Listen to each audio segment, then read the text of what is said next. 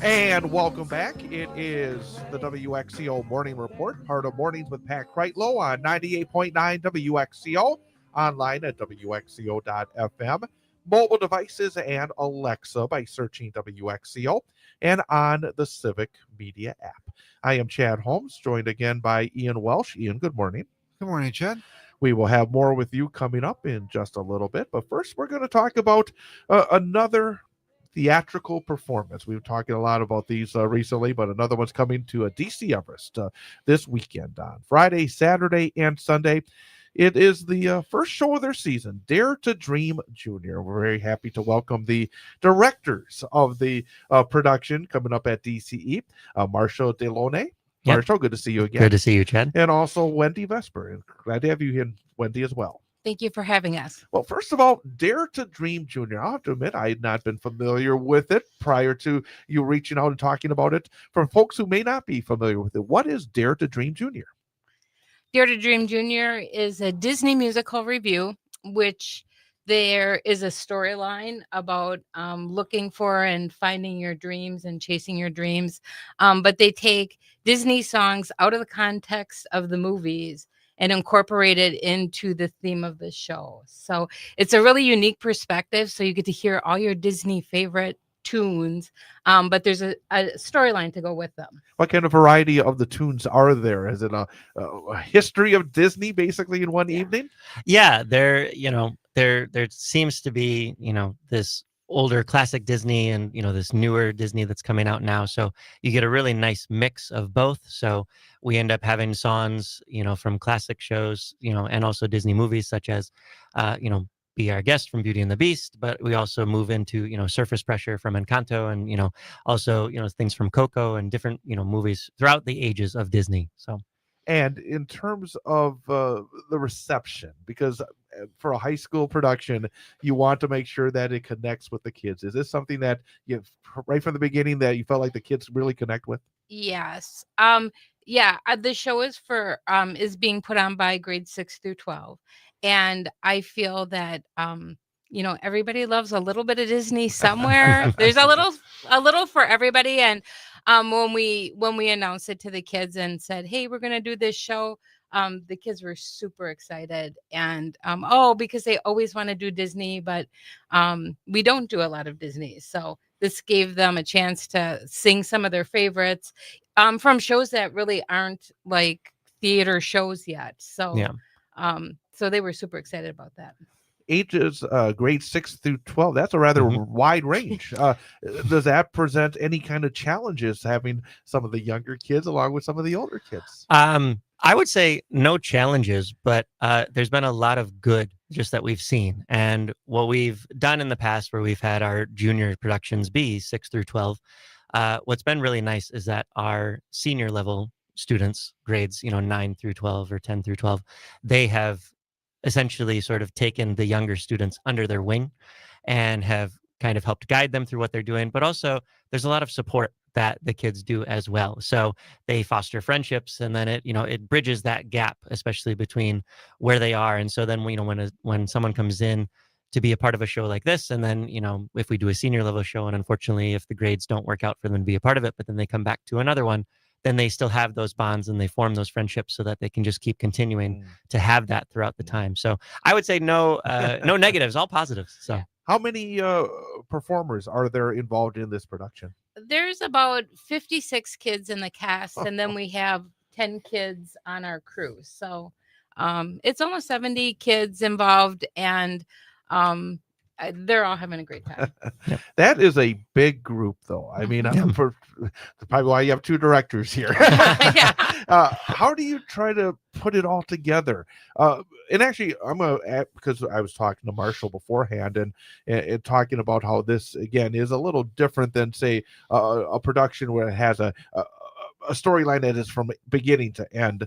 And I would compare it to what we did see with Ian's show this recently, where you have a lot of individual performances. Is that kind of the sense of it too? A lot of individual pieces that ultimately come together as a complete whole? Yeah, there's partly to that. There are all the separate songs. So I mean, if you're thinking to, that you're going to come and just see like a Beauty and the Beast or like an Right. Encanto or things like that. That is not going to be the case. You will hear songs from the different movies, and those then all tie into this overall arching theme of essentially just finding, and searching for what your dream may be. So there is the thoroughfare of what's happening, and there is the story. It is a little loose in certain aspects of how it continues, but it does tell the story of how we can all still be dreamers no matter our age, which was one of Walt Disney's, famous things. How do you put together a production with this many people? Because there's obviously there can be productions that involve, 2 people on stage. Yeah, very true. for a whole show, and here to have upwards of 56. How do you put it all together from your point of view, the director's point of view, to try to put it where, hey, it all comes together at the end for a wonderful production this weekend? Yeah, we actually started this show in the summer. We run a summer program through our summer school program in the district. And so I would say 3/4 of the kids learned about 3/4 of the show during the summer. And then we invited kids that maybe couldn't participate in summer school because of jobs or other commitments. They had an opportunity to try out at the beginning of the school year. And then we rehearsed a couple numbers that we couldn't fit in during the summer, and then, put it all together as a whole. And we've really only had 15 rehearsals since school began on this show. So it was the kids working a lot at home. And then we, incorporated those kids that didn't know it. And I don't know, it's just all come together. This last week has been a lot of run through, and getting all the lines down and stuff. But the kids have really stepped up to the challenge, and I think they've put together something that is super entertaining and really fun. And Marshall, I mean, we've talked to you previously. You directed.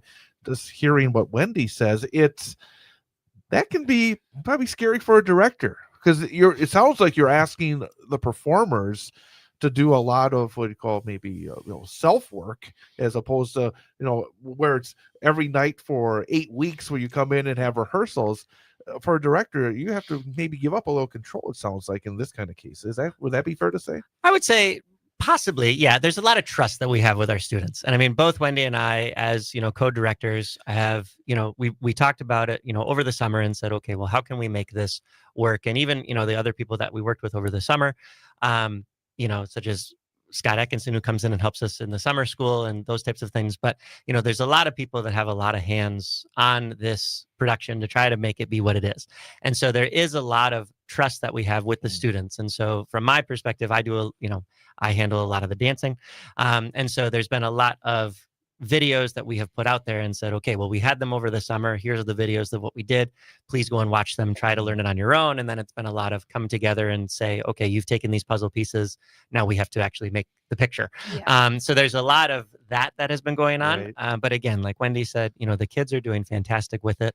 And it's a fun show, and they're having a lot of fun with it too. You can see that on their faces when they're performing, which is just great. And also being in the space that we have now, especially with what was happening over the summer with our renovation, is just a joy to be able to see, what we are capable of doing now in the space. What kind of renovation has been done there? How is it different now at Everest? Well, it got a whole facelift. So new paint, new carpet. So when you walk in, it looks different. But there's a lot of things that happen that you might not see. They replace all of our lighting. When they build a school in the 70s, the electrical doesn't really work with all the technology and things that are going on today. They added new audio-visual equipment, new speakers for sound.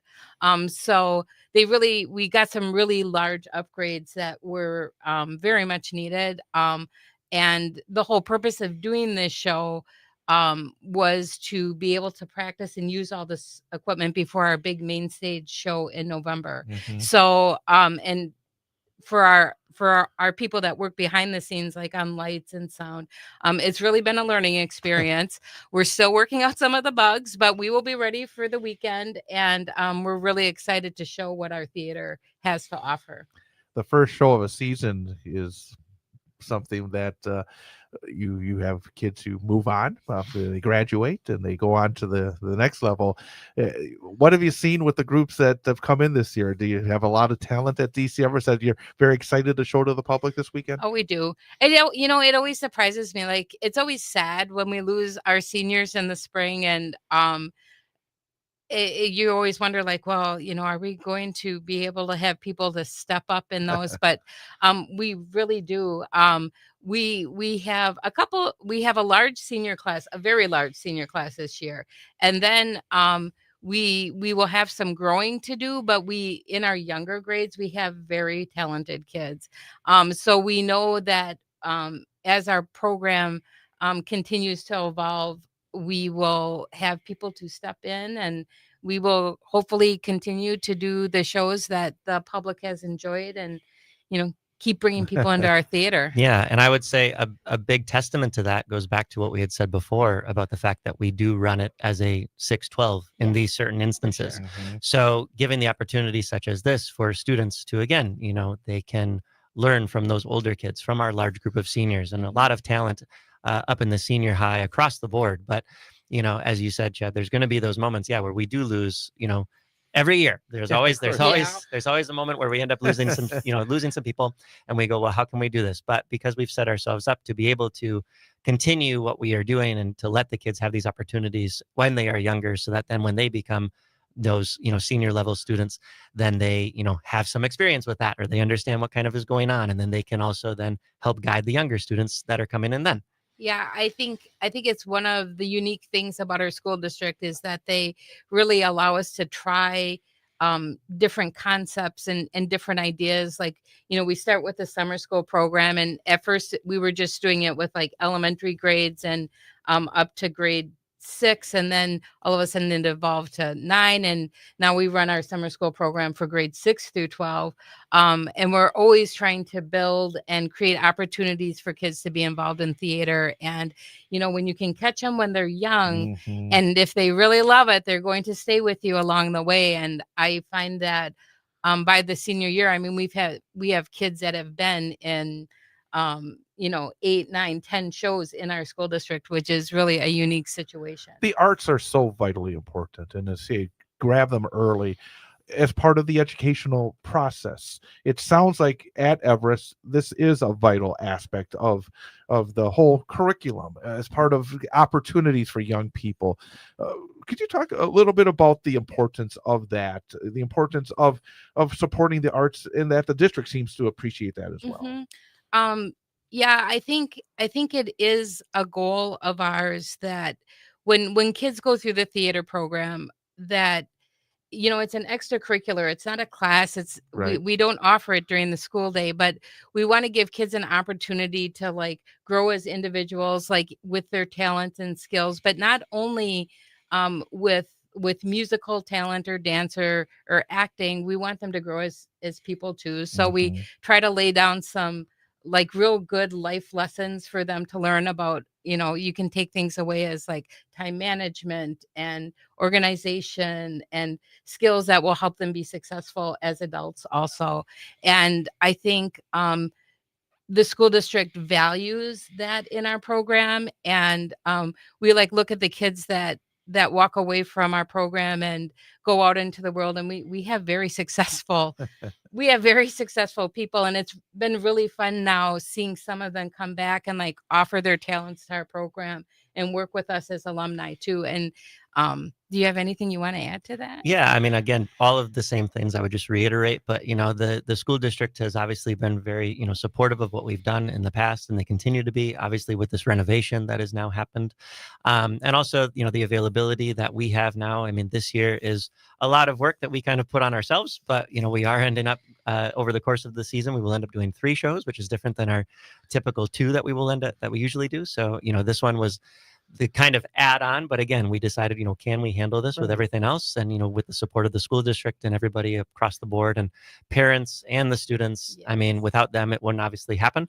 But just the support from everyone has just helped build this program to be what I think it is and what it can continue to be. What are the other shows this this school year? Well, in November, we will be doing the SpongeBob musical, which we are very excited about as well. And then in the spring, we will be doing Dear Edwina Jr. as well. So another opportunity for some of our younger kids to come through, and just opportunities across the board for everyone. Absolutely. It was a year of fun. We wanted to just have fun this year. And so we chose shows that revolve around having fun.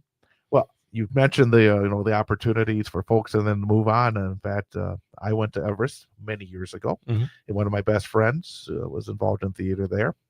And he is still in theater at Cal State Fullerton, working within that realm. So it's like, you never know. That was many, many years ago. Yeah. So, but he's still very much involved in it. And I know that you probably have some of these youngsters that will be involved in it for their life's work as well.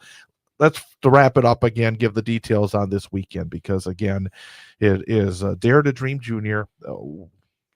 Dates and times and ticket information, anything for people that have been hooked and they want to come and see it at the renovated performance space at DC Everest. All right. Well, the shows will take place at DC Everest High School in our theater. Friday, October 10th at 7 o'clock p.m. Saturday, October 11th at 7 o'clock p.m. Sunday, October 12th at 1 o'clock p.m. Tickets are available at the door with a free will donation. And people are wondering, like, well, what does that mean? That means you can offer $1, you can offer $20. Anything you offer, we will give you tickets. And it is a very family-friendly show. It runs about an hour. So it's a great opportunity. Like, if you haven't brought your family to performing arts performance before, this is a great intro to theater for young families. You could bring any age. It's very active. It's very upbeat. The lights are really cool. So really fun costumes. So please bring your families out. It'll be a great night at the theater. Terrific. Again, take advantage of it. So many wonderful experiences for the young people and for the audience itself. Dare to Dream Junior, Friday, Saturday, and Sunday at DC Everest. Wendy Vesper, Marshall Delone, thank you both. Break a leg for your entire company this weekend. Thank you very much. We're going to take a time out and come back with more here on 98.9 WXCO. And we're clear. Thank you. You're welcome. Thank you. Mm-hmm.